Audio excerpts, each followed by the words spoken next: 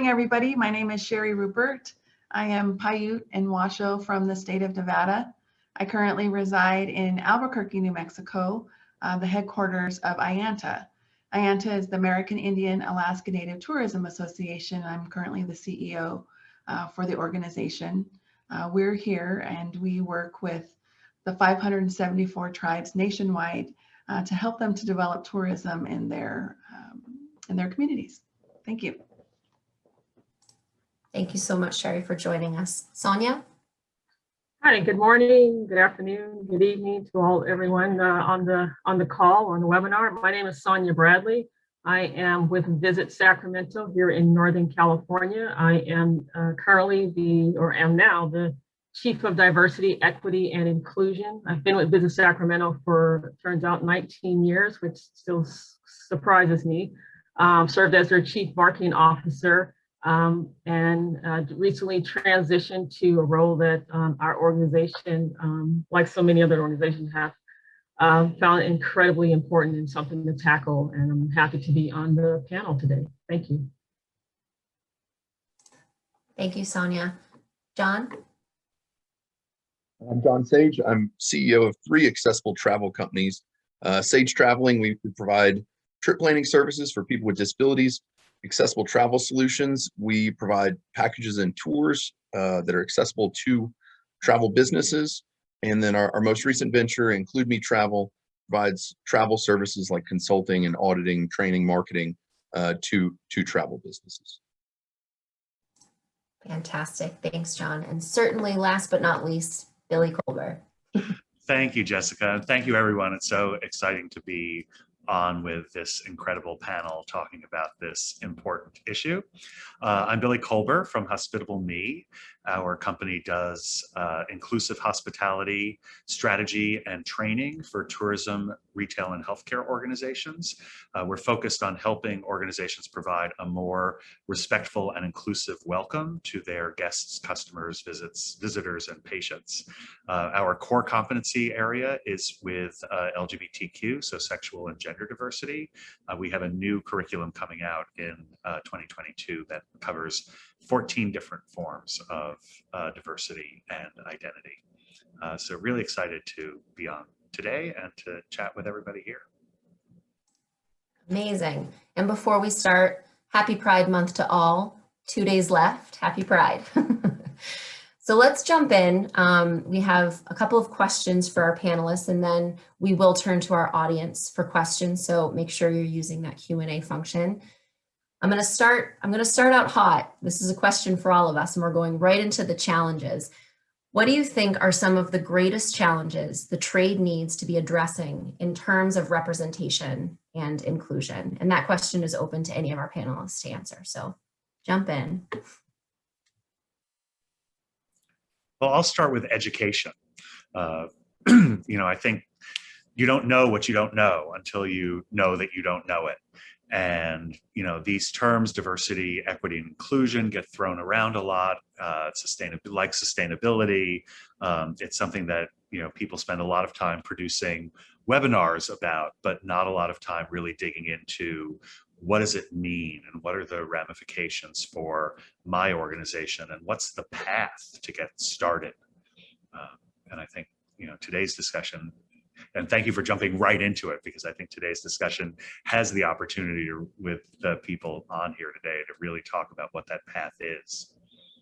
I think with, I would echo the same thing that Billy said. With accessible travel, there is an awareness that needs to be attained.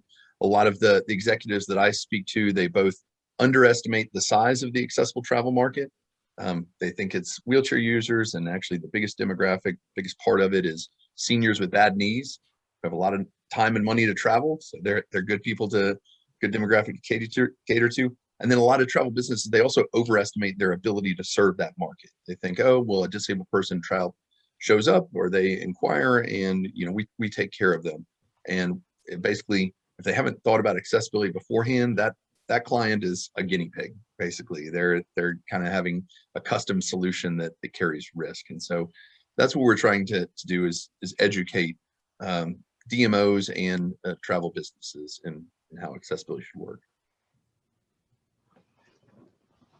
I would say, I would just say, I would certainly echo what Billy and John said, but a willingness and an openness to seeing sort of different, different people and abilities, et cetera, and how important that is to so many more people. I think we sometimes get tunnel vision in a lot of things we do, but your openness to open our eyes, and I say our because I'm going through the same process as so many of you, to see how we can be more inclusive.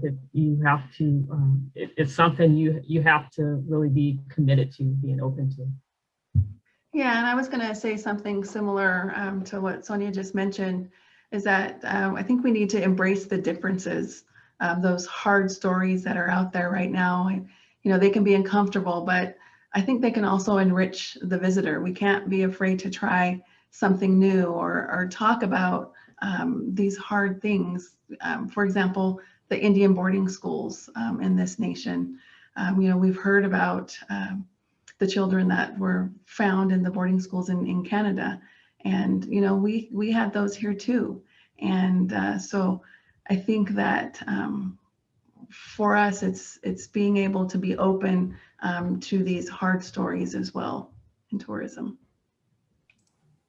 Yeah, I think that that's incredibly important, Sherry. I'm really glad you said that. I think we need to have difficult conversations. I mean, consultants get paid to train people on how to have difficult conversations. I think we just need to address our history. We need to address our industry. We need to address our challenges versus continuing on the way things have always been. So thank you for bringing that up. I think that's really important. Another challenge that I think is foundational for this discussion is the lack of diversity and inclusion within our own organizations and within our own lives. You know, we talk a lot in training about implicit bias or unconscious bias, and the only thing that really cures unconscious bias is exposure to and engagement with the people that you have the bias against. It's sometimes the first time you realize the bias, and it's the only way to to interrupt that brain pattern, which has been, you know, built from our families of origin and our education and the, you know, the sort of whitewashed history that most of us in this country have been through. And so, you know, we often talk about diversity and inclusion like it's an organizational challenge, but ultimately it starts with a personal challenge for all of us. You know, look at your friends on Facebook, and, you know, if your social circle isn't including diverse people, you have to ask yourself why. You know, if everybody in your social circle thinks like you and looks like you and has the same background as you, you need to ask yourself not only why, but how you can change that. Because in order to be effective within an organization, we all have to take that journey ourselves. Yeah, I agree. I think we look at that a lot. You know, in Indian country, I hear all the time, you know, can we go to tribal lands? And I think that there just is not enough either information out there about, you know, how to work with tribes, or a lack of openness to try to work with tribes. And, you know, that's why we're here at IANTA, is to kind of to make that connection with the travel trade and the tribal communities.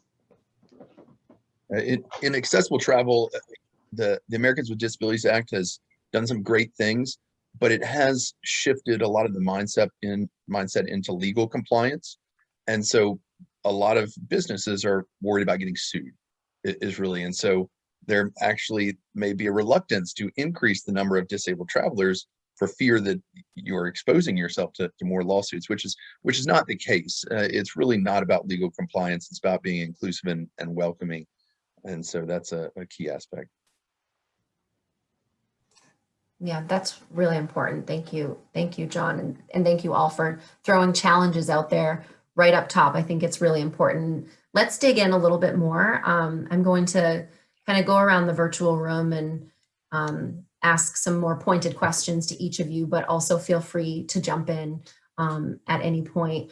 So Sonia, I'm going to start with you because you We worked together in 2012. Tourism Cares brought our Meaningful Travel Summit to Sacramento, to your awesome city. We did some really cool work there. You were there with us with a shovel in hand, working hard. And since then, as you mentioned, you've been named the Chief of Diversity, Equity, and Inclusion, which I think is really fabulous. So can you talk about why Visit Sacramento prioritized the addition of your position and what it means for tourism in your city? How will things change or evolve? You're on mute. Sorry about that. Yeah, thank you. Yeah, 2012 was fun. Thank you.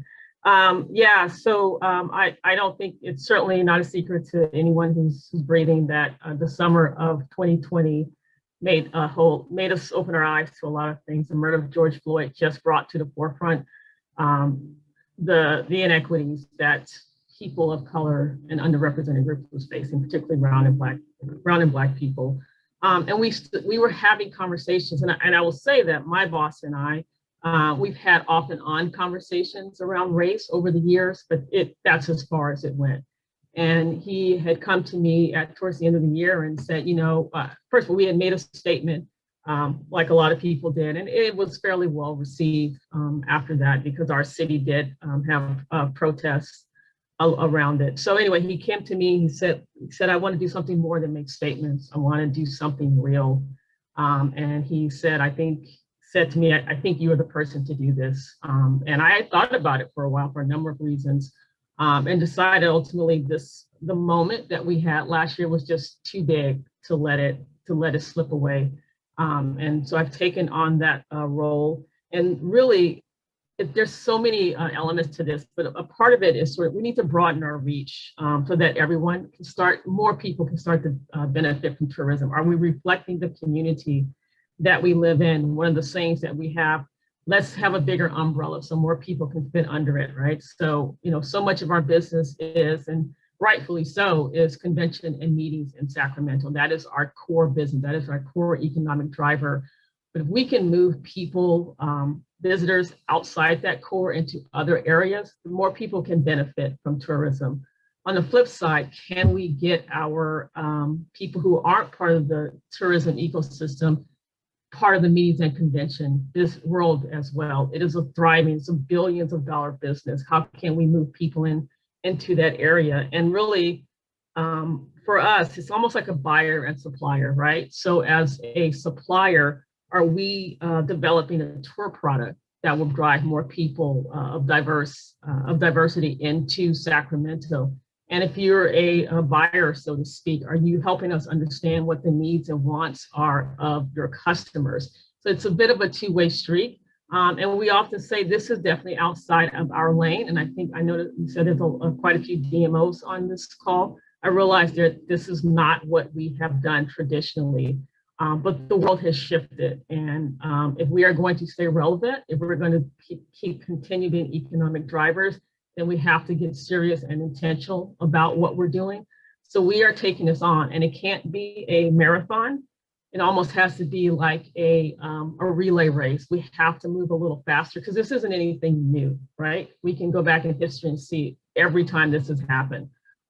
So while I believe that, things will continue to change, I like to believe that we can do more, and we can also bring more young people into the pipeline. Too often, there are not a lot of people who look like me in the upper levels. So that's almost a personal goal of mine. Can we help young people and mentor them through the process as well? So there's a lot of different elements to this. And it literally requires a community effort to help make this happen. So that's a long and a short of it, how we're getting through this. Thanks.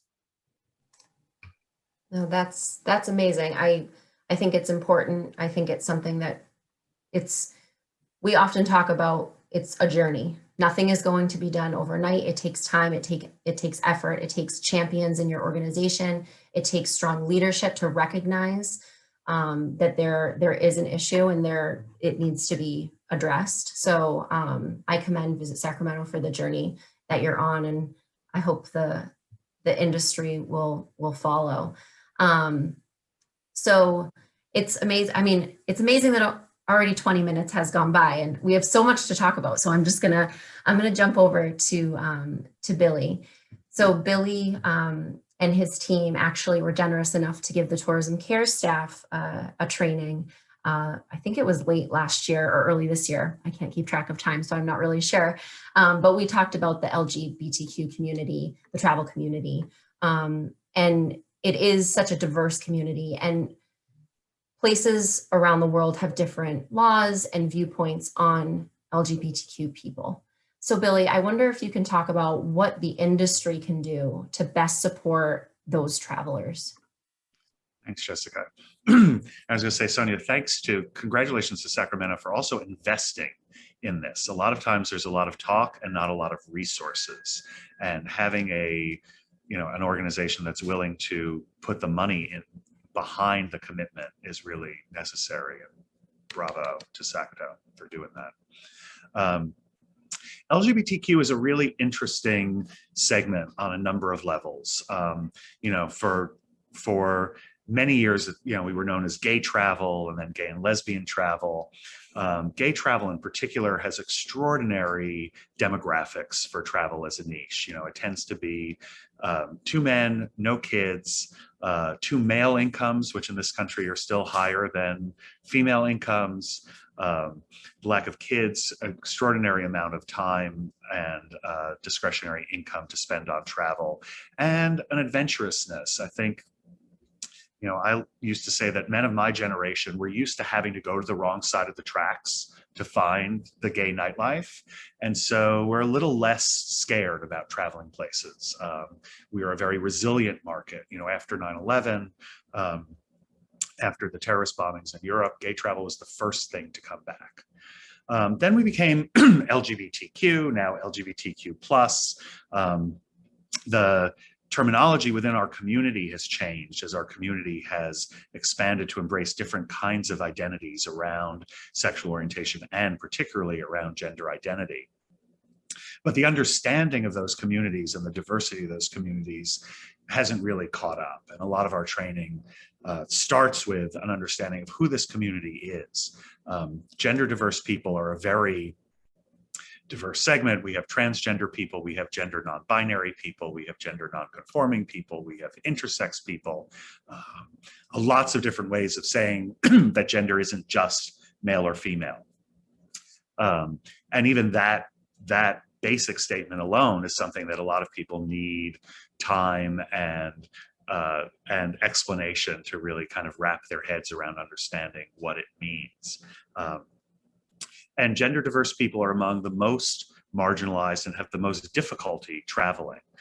People whose bodies don't conform to cultural expectation of what men and women look like, face extraordinary discrimination. Travel is very invasive. They're going through machines that see under their clothes. So transgender travelers are almost the opposite of gay male travelers in terms of their propensity and ability and desire to travel, but we're all grouped together in this one bucket.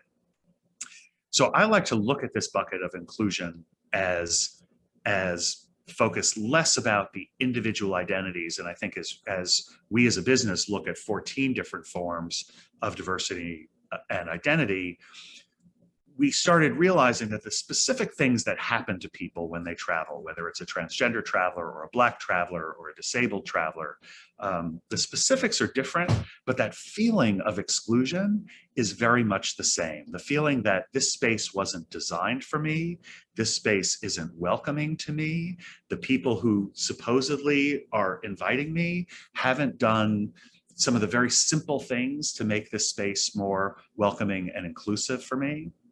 And I think as an industry, as we sort of turn back a moment from all of those different identities and turn back to the core elements of hospitality, making sure that your guests feel safe and considered, treating them with respect, generosity, and care, that's really what tourism and hospitality is about. So if we can then break that down into becoming more aware of individuals, their needs and experiences, moving away from these scripted paradigms of of hospitality, which were really based on these Victorian era ideas of masculine and feminine identities, and built for this paradigm of, you know, straight, white, cisgendered, able-bodied couples, married couples traveling from the US and Western Europe after World War II. You know, we've built everything around this core identity, and that's not even the majority of who travelers are today. So I think a lot of our work, both within the LGBT segment and other segments, is around certainly awareness of the issues that these travelers face and the kinds of issues that diverse travelers face, but even more about, are we creating an environment where people feel welcome? What do we need to do to really express that level of welcome? How can we be better at listening to what diverse travelers needs, what they're saying to us in their feedback, and their recommendations, whether it's through individual travelers or consultancies like John's that sort of gather, you know, sort of all of the information together and help present it on a broader view. So at Hospitable Me, we do that in a variety of functions. As Jessica mentioned, our executive education program is really designed for senior people and organizations that really need to figure out, what is our strategy with regard to the LGBTQ market? You know, every market has its own opportunities and challenges in the LGBTQ space. They're always different, and they depend on your stakeholders, they depend on your local community, they depend on the current perspective of LGBTQ travelers about your destination. So understanding what your particular opportunities and challenges are and what a roadmap forward would look like, down to, we train actually consumer-facing hospitality professionals. So, you know, front desk clerks and room attendants on the specific ways that they might interact with LGBTQ travelers and how to be more, not just more welcoming, but more comfortable. You know, what we find is that when travel people don't understand their audience, even the most generous of them will hold back because they're afraid of saying the wrong thing or doing the wrong thing. So empowering the people who are actually engaging with your visitors and your travelers and your tourists to be comfortable engaging in the discussion with them, because only through that engagement do you find out what their needs or desires are, and do you open up the opportunity to really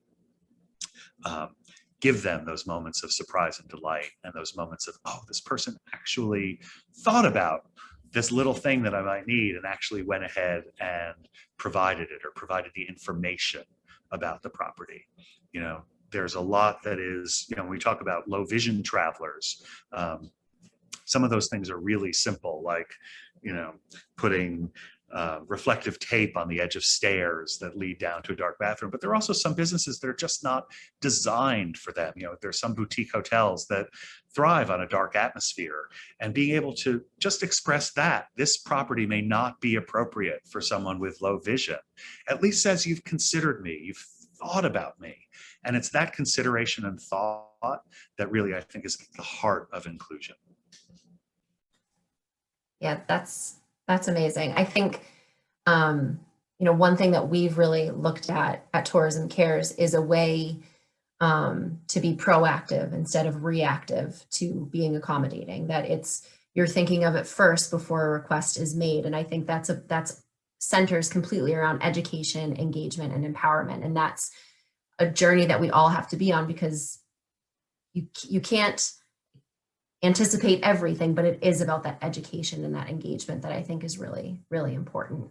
And on that same theme of proactive versus reactive, I'll jump to John to talk about accessible travel. And I think oftentimes in conversations that we've had, because you also have been an amazing voice and resource to our team here at Tourism Cares, we talked about how accessible travel is often seen as like a niche or a specialty in the industry. It runs parallel to kind of mass tourism, but we know that creating access for all should be and is core to the principle of travel in the first place. So what do you think the greater industry what steps do you think we can take to center accessibility into our ethos? Sure. So recently I had the privilege of helping write the World Travel and Tourism Council's Inclusive and Accessible Travel Guidelines. And that included a good bit of research and also conversations with public sector, private sector for the travel industry. And then also based on my own experience building 2 accessible travel companies, through all that, we identified 7 keys for success for a business or a DMO to be successful in accessible travel. And so I'm going to share my screen and show you what those 7 items are.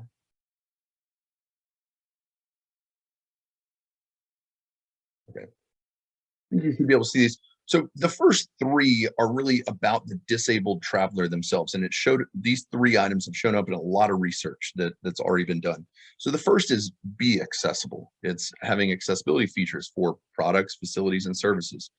And that's what most people think of. That may be a wheelchair lift on a motor coach, or it may be a roll-in shower at a hotel, or there's a variety of things that can be. The second one is often overlooked, and it's really important to gain the trust of disabled travelers. It's showing your accessibility, putting your accessibility features in an accurate, clear, and detailed manner onto your website and available to the public. Without doing that, disabled travelers tend not to trust a destination or a travel business. If there's nothing mentioning accessibility, they're probably not going to contact you and ask about accessibility. They're going to move on to the next option. So that's something key, is documenting accessibility. The third is there are physical accessibility components, but there's more than that. There is a customer service component to it, where universal design doesn't exist, that it's not accessible for everyone. Customer service is how you help people navigate those barriers. And so training is a key component of that. When a disabled person shows up at a hotel, the front desk, I'm a manual wheelchair user, the front desk should ask me, would you like me to remove the desk chair from the room? Because I would. It just gets in my way. And no hotel I've ever been in has ever asked that. And so there's a customer service component that should be there. The next 3 items are related to businesses. How can businesses succeed? And so the first is really about leadership, is that the senior team and the CEO should communicate an accessibility vision and have an accessibility strategy with both near-term targets and dedicated resources. And so without allocating some resources, it's really just a lot of talk. It is really, and so there needs to be resources dedicated to that. The fifth item here is something that's often overlooked, and this is a huge part. It's not just about being operationally accessible. You actually need to actively market to this demographic, and that doesn't mean putting a picture of somebody in a wheelchair in your photography. That's what some people think is, oh, I just need pictures of people in wheelchairs. No, it needs to include the accessibility details. It needs to be active, welcoming. It needs to not talk about legal compliance or that the ADA doesn't apply overseas.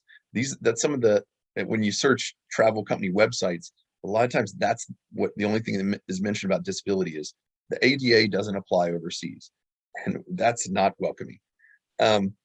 The sixth item is around involving people with disabilities. So there's a phrase out there, it's called "nothing about us without us." And so when companies try to develop accessibility without involving people with disabilities, there's usually some mistakes made. So that's a key component here. And the last one is really more industry-wide. So we've spoken with a lot of DMOs, and they say, okay, well, we want to develop a certification system for accessibility or some type of schema for accessibility features. And that's great. That's a good step. But the disabled traveler doesn't want to have to learn a new system or certification when they're going to Germany or Dubai or Brazil. That something that's standard that applies across everyone is everywhere is really what they need. And so there are opportunities there for standardization. And so that's what we've seen. We put these together. We call them the Sage 7, and we found that they're quite resilient, whether we're talking to DMOs or DMCs or tour operators or OTAs or travel agencies or anyone. cruise lines, these are the 7 things that really need to be checked off in order to be successful in accessible travel.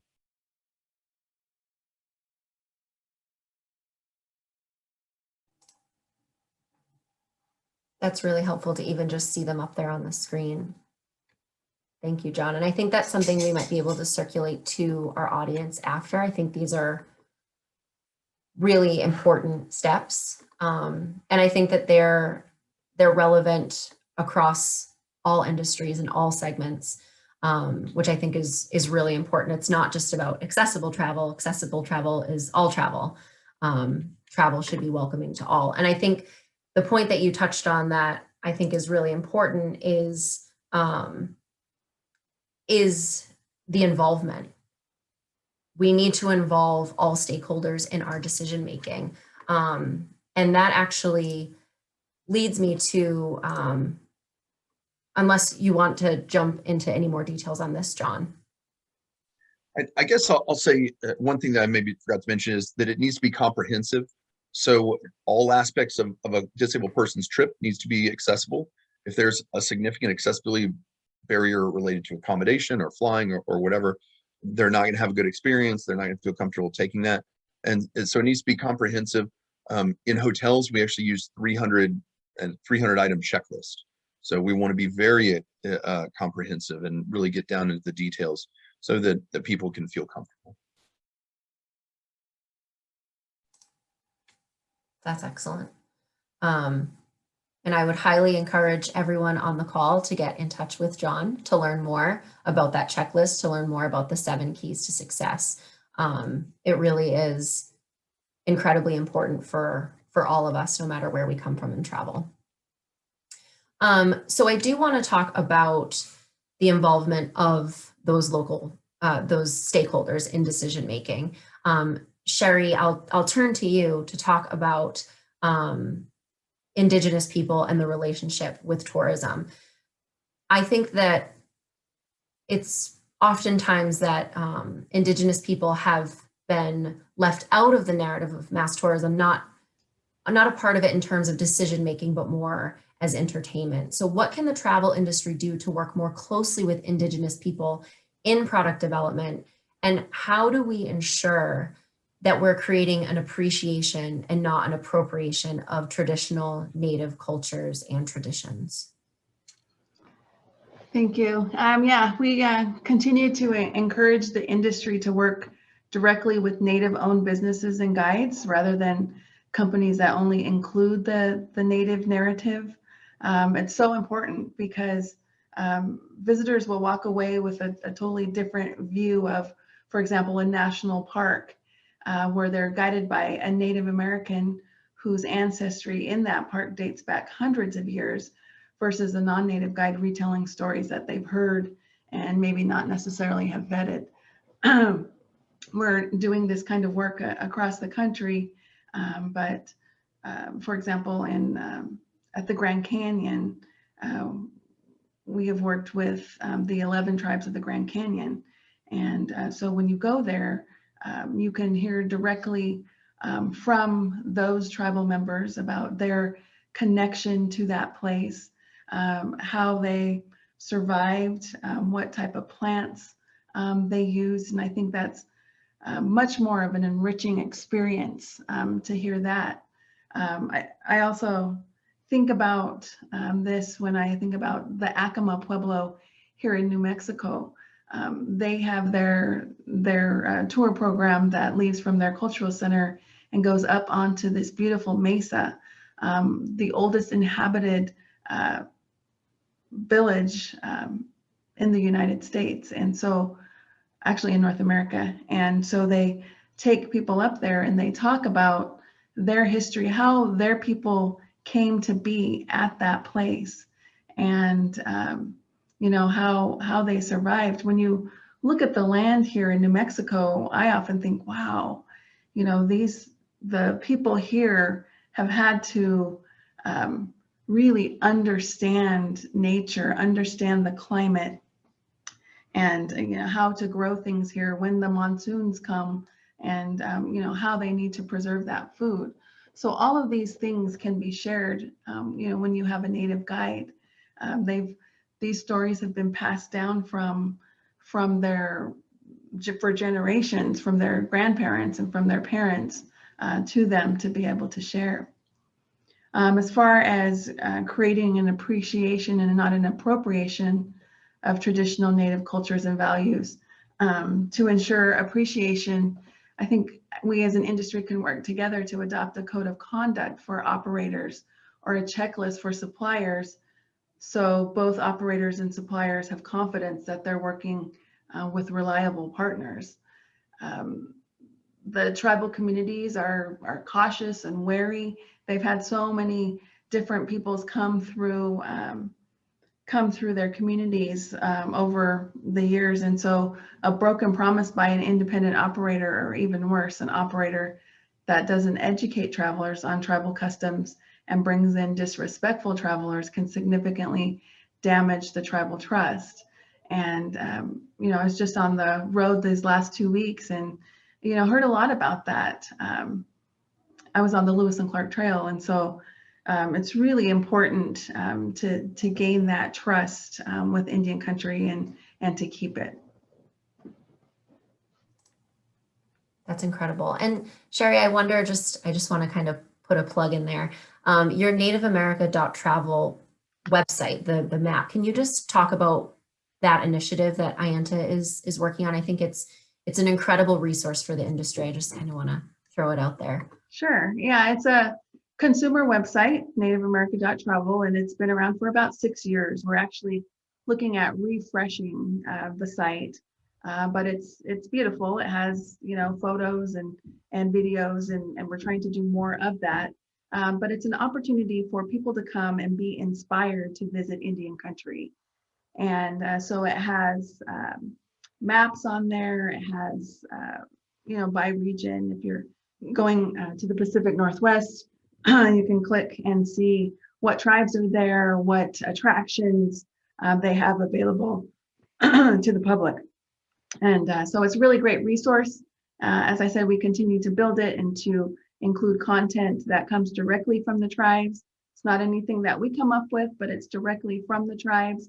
And there are some tribes, that don't want visitors, and this provides an opportunity for them to provide their tribal information and let people know that we're not interested at this time. And then you have other tribes that are well along in the tourism industry and really want to welcome visitors to their communities.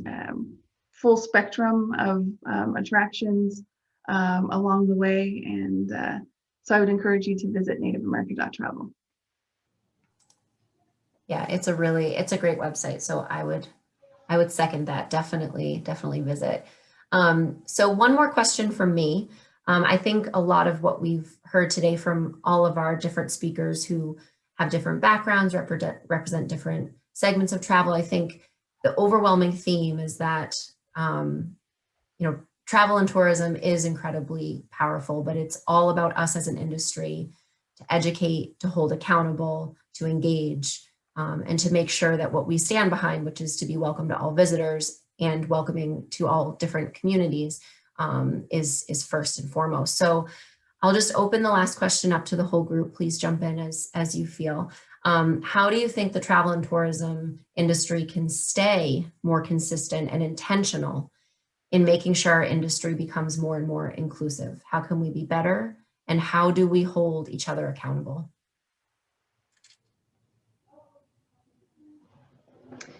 So I'll go ahead and start. I think that encouraging tourism leaders, from tour guides and hotel clerks all the way up to airline, cruise, and hotel executives, to be better stewards of tourism. I think it was Billy that mentioned it, that we all need to understand inclusivity and cultural differences, and that tourism, our industry, is best when it's not a one-size-fits-all program. That it's better, that we're all different and we have different stories to tell.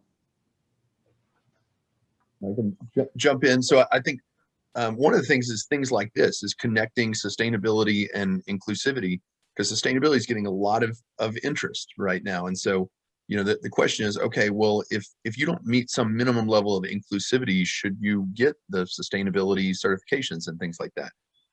Also in the DMOs, one of the things that we're seeing is a lot of DMOs they issue their star ratings to hotels. And if a hotel doesn't have a minimum level of accessibility, should they really be a 5-star hotel? And so there is, I'm all focused on the carrot, but there's a little bit of stick out there that, okay, if you can actually make the requirements say, hey, you need to meet this threshold, then things will fall in line. And so I think that's where some of the organizations out there can really push this message out. I've heard this a lot since I've taken on this role. What gets measured gets done, and a lot of what everyone says that now, and now I'm saying it. So it's what goals are we setting out there? So as a DMO, I talked about how this may not have been in our lane, but what is in our lane is working with our partners. So can we look at how many partners we brought into the organization to help develop more tour product? And that's a legitimate goal. It's not just intentional, but we put a strategy behind it, and most importantly, like you said, Billy, we put resources behind it. And those are the sorts of things we need to be measuring, because that's one of the ways I think this will be sustained. My biggest concern right now is that in another 6 months, when the economy, knock on wood, the economy starts booming, we're all getting sort of, those of us who are lucky enough to sort of return to sort of fat and happy, tourism is doing well, we'll start to forget about being inclusive and bringing on diversity. And because again, it's something that's happened in the past. And so we have to maintain this on what goals we set on our balance sheets, et cetera. That's the way we keep it top of mind. And it has to be measurement. I think about, I had the opportunity to speak with some folks from Marriott, which consistently ranks and #1 for their DEI efforts. And, their board has to be 50% diverse. So, and they've maintained that for the last several, I think like 20 years or so. So that's, to me, that's the probably one of the best ways to ensure this continues. Yeah, Sonia and John, I think both of those ideas that, you have to have measurable goals, you have to be tracking progress. And I think even before that, figuring out what those goals are, because ultimately, we talk about inclusion as sustainability, we're looking at a future for travel that requires us to be more inclusive of diverse people in our organizations and in our customer base, because you won't survive as a business if you're only catering to wealthy white country club Republicans. That was a really great market for a long, long time. But that's not the future of the really great markets in travel. So, this is long-term work about ensuring the sustainability of your business, no matter what part of tourism you're in.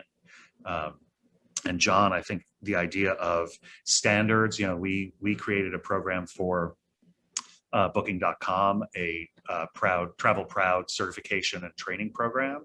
And the IGLTA is also now looking at certification standards for LGBTQ welcoming hotels. Having standards that are clear and that express a sort of minimum level of welcome to be considered a top property around the world is a great way to, I think, to put those needs out there and to quantify around who's achieving them and who's not.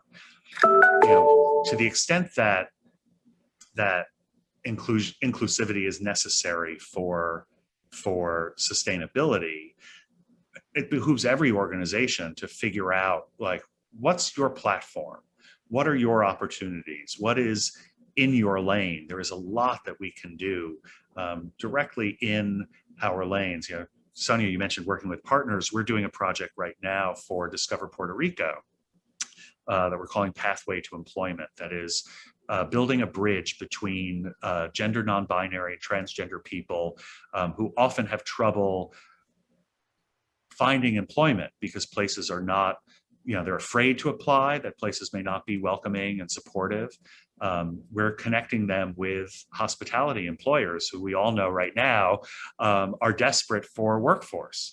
So it's a really great opportunity to connect this community of people who have traditionally been excluded from the workforce with organizations that are desperate to expand their workforce. And I think you could look at the same way across other diversities. You don't have enough disabled people working in your business.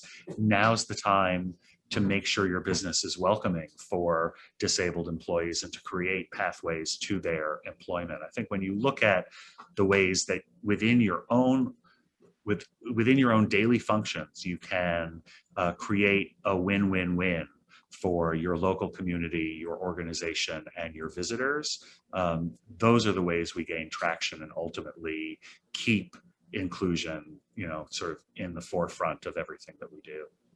And to build on something that Billy said, I've heard it said from travel businesses that accessibility improvements are something that can sort of be pushed back, deferred, kicked down the line, and often are. And so a key component is, do you have a strategy and does it have deadlines?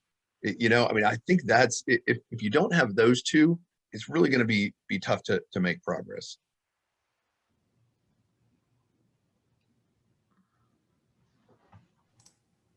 To your point, John, about strategy and deadlines, this is why it really requires senior management buy-in. You have to have senior people who understand these issues, who understand how they affect your business today, tomorrow, and in the far future, who can articulate a strategy for an organization to become more inclusive and drive inclusivity and allocate the resources to make that happen.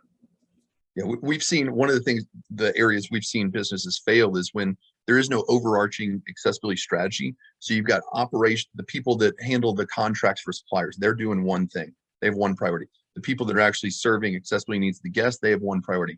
Legal and risk, they have different priorities. Marketing has different priorities. And so everybody's moving at a different speed and they're not working towards the same thing. And so there's always one of those teams is holding back the whole thing because they have different priorities. And so, getting senior management on board and saying, hey, in the next year, we want to be here. In the next 2 years, we want to be here. By 2030, we want to be here. I think creating that alignment is key.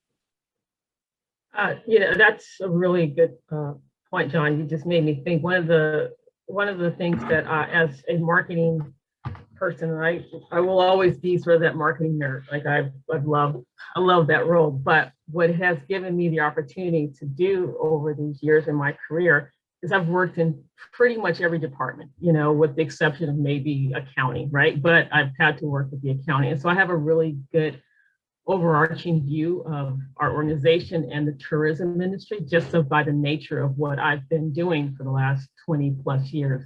And so when you talk about everyone sort of in their own silos, my hope is that those silos I can see those silos and I can break them down so that we're all sort of singing from the same hymn book. So if I can work with the partnership department to ensure that they're helping develop partners who can build tour product, at the same time working with our sales team as they're talking to specific groups about coming to Sacramento, I can marry the partnership with the sales team and with the communications team. So again, that we're all coming from the same place as an organization and as a community, because again, our partners, our hotels, our facilities, our restaurants, et cetera, we're bringing them along with us. So I agree that sometimes we're dealing with, different sets and everyone wants to sort of hold on to their thing. A lot of this is about breaking down those barriers and helping all of us see how, honestly, working together just lifts everything up. We're no longer maintaining that status quo as well.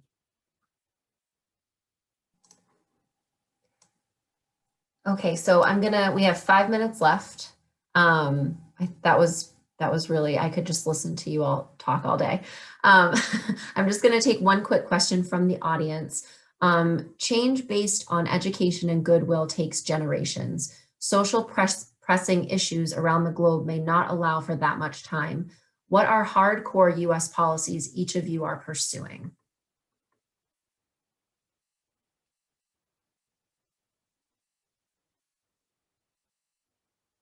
I can't answer this one. You're referring to government policies? I'm not sure. This is from Ralph Korbner. So Ralph, if you want to jump in the Q&A and be a little bit more specific, that might help. Well, I'm not sure this answers the question, but each of us has our industry associations who can help change legislation. The wheels of government turn incredibly slow, but I think as our individual industries and working cross industries, that's how we can get things to move. I'm part of the California Travel Association. We have a DEI committee, and so part of our charge is to ensure that whatever legislation that comes up that could impact negatively or positively any sort of DEI issues, that we are putting our voices into that as well. Yeah, I'll just add that that our organization works closely with Congress. We help to gain support for the Native American Tourism and Improving Visitor Experience Act, which became law in 2016. And this was to really coordinate the efforts of our federal departments that have tourism authorities, and that they work with the tribes to make sure that they're included in their management plans, and that there's funding accessible for tribes to federal funds that would support tourism development. So we continue to support that through implementation. We do have an agreement with the Department of Interior, an MOU actually with Interior and Department of Commerce, and an agreement with the Bureau of Indian Affairs to implement this act, a portion of it. And I can mention what we're working on. So we're not really too much involved in public sector sort of laws and things like that. More on the private sector, but the private sector can accomplish a whole lot. So when we worked with Royal Caribbean and we started offering accessible tours in Roatan, Honduras, we brought enough people where the local operator there of the monkey sanctuary built an accessible bathroom and bought an accessible van because we delivered the demand. And so there's, build it and they will come, but also bring them and they will build it. And so that's a key component here. And that's where the private sector can make a lot of progress. I mean, across borders. So if we only wait for national laws in order for accessibility and some of these other types of inclusivity, it can be a long wait. But the private sector has a real opportunity here to be a leader across a lot of borders. It's important to remember that everybody is at a different stage on this journey. Everybody's starting from a different point, and that includes governments, it includes private sector organizations, it includes our own organizations and ourselves. And so I think, Ralph, to speak to your question, I know you mentioned the LGBT movement's success in, sort of getting same-sex marriage legalized in the US and a number of other countries. I think it's important to realize that tourism plays a role, and much of our role may be around education and goodwill, but understanding how that then supports the efforts that are going on, not just in US laws, but laws around the world. I know, Tourism Cares talks a lot about tourism as a force for good. And I know many of us are conflicted about our roles in this industry. I mean, there are many ways tourism is a destructive force, and we see that time and time again around the world. And I think, literally in many ways, you look at a pandemic that spreads around the world literally because of travel and tourism.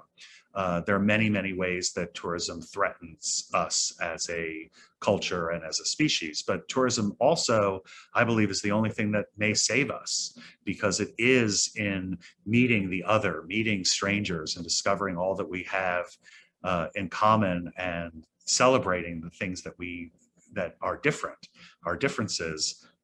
Do we make it possible for us to cohabitate and live on this planet? And so, when I look at the role that travel and tourism has played in the LGBTQ space, it has helped demonstrate our niche as a market. It's hard for niches to matter until you demonstrate that you are a market. And we've seen that happen this year in a very powerful ways with the Black traveler. We've seen it in the past with women travelers. We've seen it with LGBTQ travelers. John has been making the case for disabled travelers. So, just demonstrating the viability of diverse markets as markets, I think is one way that we help support that change. Also invisibility, when you talk about marriage equality specifically, the most successful campaigns, and I look to Ireland more than any of the others, was about getting queer people out there speaking to their friends and families about who they are and why this is important to them. So, to the extent that travel creates those connections and allows those discussions to come, those then support legal, the other legal efforts. And I think the more that we as organizations partner with other organizations, we help build support for their legal struggles as well. And one of the best practices in dealing with these markets, I think John said it earlier, nothing about us without us. As you engage with the community organizations that are necessary to do this work, it's an opportunity to help amplify and support their messages of inclusion, which are typically focused on laws and governments. Well, I think that that's a perfect way to end this session. Thank you so much to all of you for your insight, for your expertise, for your leadership, and for your support. Please, everyone who's in our audience, check out their organizations, connect, collaborate. We all need to do this work together. I'll just end with a few quick things from Tourism Cares. Please make sure to subscribe to our email so that you can be engaged and invited to more of these conversations. We'll be holding them throughout the summer and fall. Please stay invested and involved. We have lots of resources in our Meaningful Travel platform that supplement a lot of the things we were talking about today. It's all about education. So please check that out. That is available to everyone until the end of the summer, and then it will be a members only benefit of Tourism Cares, which we have just added a professional membership level, which allows individuals to get involved. So I encourage you to check that out as well. Thank you again to our panelists so much. Thank you for being friends of Tourism Cares. We appreciate you. Thank you to everyone in our audience. Have a wonderful Tuesday, and we look forward to seeing you soon. Thank you. Thanks, Jessica.